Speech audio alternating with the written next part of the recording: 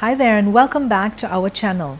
If you're new here, I'm really glad you've joined us today because we're going into something every Montessori educator needs to know: how to thrive in the classroom.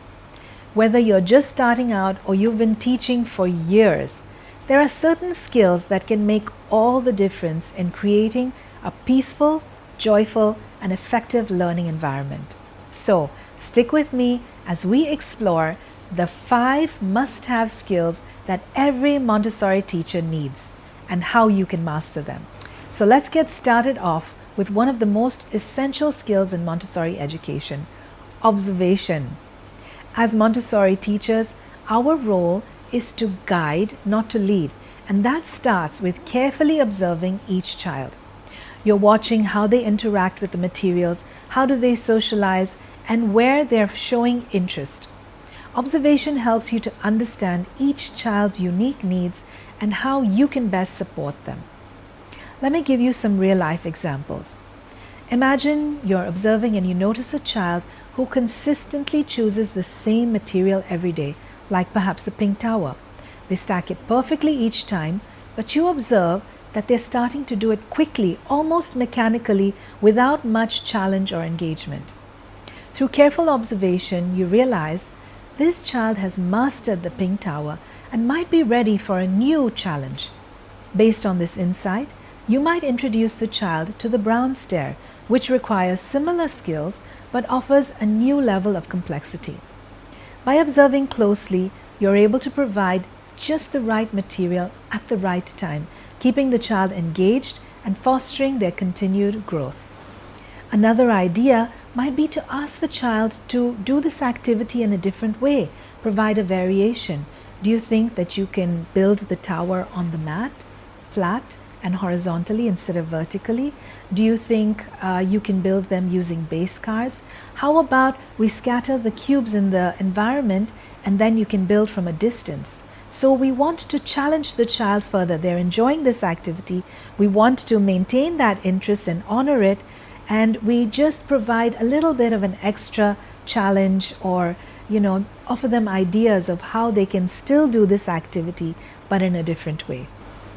But here's the key: observation isn't just about watching, it's about really seeing and understanding the child in front of you. While you're observing, take notes, reflect on what you see, and use that insight to tailor your guidance. This way, your support is always aligned with each child's individual needs. Next up is patience. Let's be honest, teaching in any setting requires a good dose of patience, but in Montessori classrooms, it's an absolute vital skill.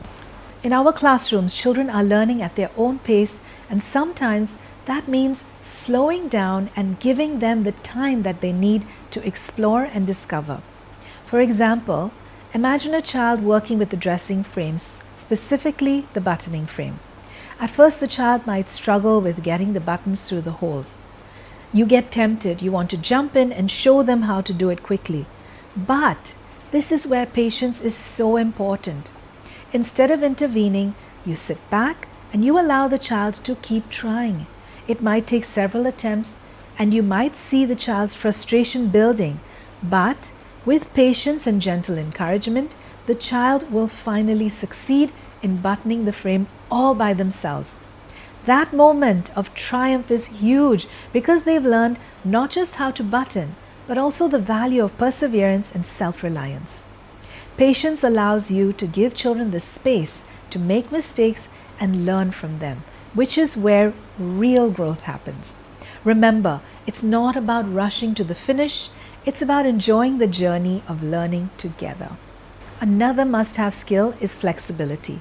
No 2 days are ever the same in a Montessori classroom, and that's part of the beauty of it.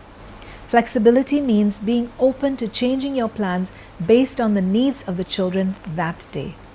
For example, let's say that you've planned a group lesson on the models of animals, but when you gather the children, you notice that many of them are still deeply engaged in their morning activities.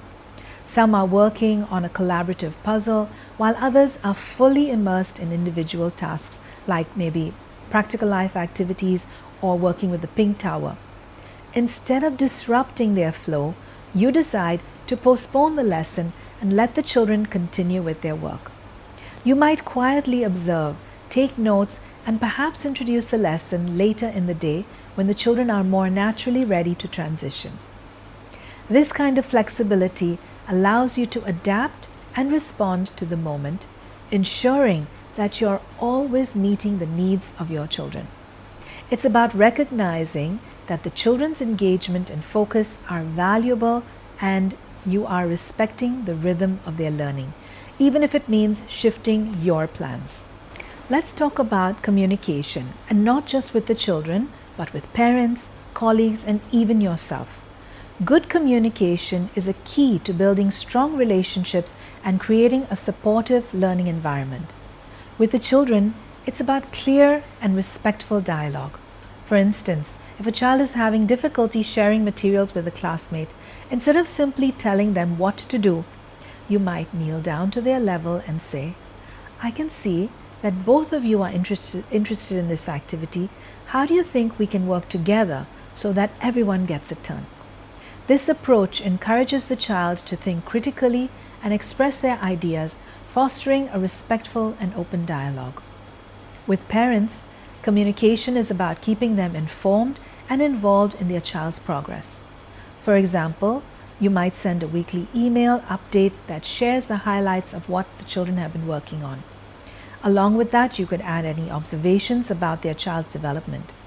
If a child is struggling with a specific task, you could invite the parents for a brief meeting to discuss strategies on how both of you can support the child at home as well as in the classroom. And with colleagues, communication is all about collaboration and sharing insights. Imagine you've noticed a particular challenge in your classroom. Perhaps children are frequently having difficulty with transitions.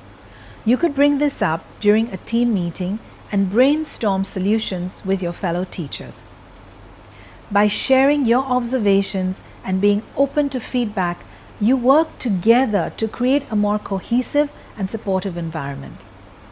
Effective communication ensures that everyone, children, parents, and colleagues, they are all on the same page and working towards the same goals. Last, but definitely not the least, is a passion for learning.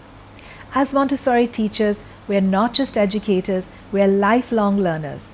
Your passion for learning is what will inspire your students and keep you energized in the classroom. For example, imagine you've recently attended a workshop on the Montessori approach to teaching math. You're excited about the new strategies that you've learned, and you bring that enthusiasm into your classroom. As you introduce a new math material, your excitement is contagious and the children become equally eager to explore it. They see that learning is a joyful, ongoing process, and they mirror that enthusiasm in their own work. Your passion for learning might also lead you to explore areas outside the traditional Montessori curriculum. Perhaps you've developed a keen interest in gardening and you decide to start a small classroom garden. As you learn alongside the children, planting seeds, observing growth, and harvesting vegetables, you're modeling the idea that learning never stops. This passion for exploration and discovery keeps your teaching fresh and inspires your students to stay curious about the world around them. And remember, your enthusiasm for learning is contagious. It's what lights that spark in your students' eyes. So there you have it, 5 essential skills that can help you thrive as a Montessori teacher. Observation, patience, flexibility, communication, and a passion for learning. Master these and you'll create a classroom where both you and your students can flourish. And before we wrap up, I want to invite you to check out our online Montessori courses. Whether you're new to Montessori or you're looking to deepen your knowledge, our courses are designed to help you build these skills and so much more. They're flexible, comprehensive, and you can study from anywhere in the world. We're here to support you every step of the way on your Montessori journey. If you found this video helpful, please give it a thumbs up, subscribe to our channel, and please do share it with anyone who you feel might benefit from this. Thank you so much for watching. Thank you so much for joining. If you haven't yet bought our book, I encourage you to go out and pick it up. It's a simple read for anyone who wants to go deeper into Montessori. I ensure you will love it. It's available on Amazon worldwide. And if you're in Indonesia, you can get this from Shopee. It's available in English as well as Bahasa Indonesia. So continue your journey inspiring little children. And until we meet again, have a beautiful day.